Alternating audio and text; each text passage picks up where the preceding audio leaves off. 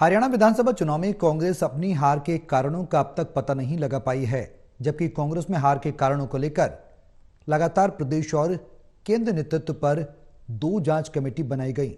हालांकि कांग्रेस अपनी हार का कारण अब तक ईवीएम को बता रही है। रिपोर्ट देखिए।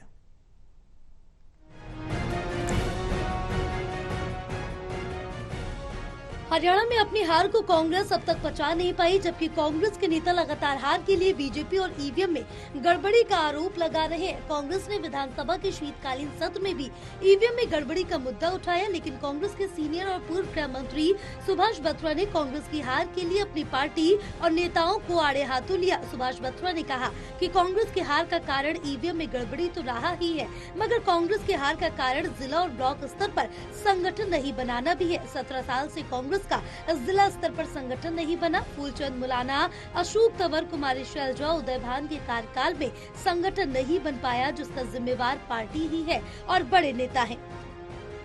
और ईवीएम में गड़बड़, हमने तो टेक्निकल आदमियों से भी संपर्क किया है, उनसे भी पूछा है, कहीं ना कहीं गड़बड़ तो है। मैं भी मानता हूँ कहीं ना कहीं गड़बड़ है। हार का सबसे बड़ा कारण ये है कि आपस में लीडरों का तालमेल ही नहीं था।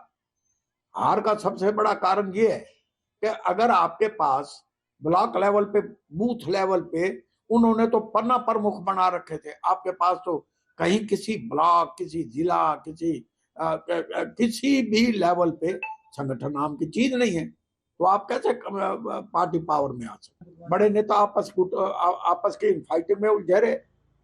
आपने बैलेंस किया ही नहीं। सबसे बड़ी जिम्मेवार तो कांग्रेस पार्टी की लीडरशिप है। वहीं सुभाष बत्रा ने पार्टी में गुटबाजी की बात भी कबूली। उन्होंने कहा कि हार का कारण कांग्रेस पार्टी में गुटबाजी भी रही। बड़े नेता एक साथ नहीं आए। चुनाव के समय जाति समीकरण भी हार का कारण है, जबकि बीजेपी जाति समीकरण बिठाने में कामयाब रही। वो एक सूत्रीय नीति पर चले, जाट और नॉन जाट की राजनीति करने में सफल रहे। इसलिए कांग्रेस को भी उसी तरह से जाति समीकरण बिठाकर चलाना होगा। 17 साल से दलित प्रदेश अध्यक्ष रहे हैं, मगर दलित वोट कांग्रेस के खाते में नहीं आए। कांग्रेस को नॉन जाट के हाथ में कमान देनी होगी। अगर तालमेल नहीं बैठा, कांग्रेस में बदलाव नहीं हुआ, तो अगले 20 साल तक कांग्रेस सत्ता में नहीं आ सकती है। आप 17 साल दलित के हाथों में कमान रही और इन्हीं के नेतृत्व में चुनाव हुए। दलित समाज क्यों नहीं आया आपके साथ? कारण क्या है?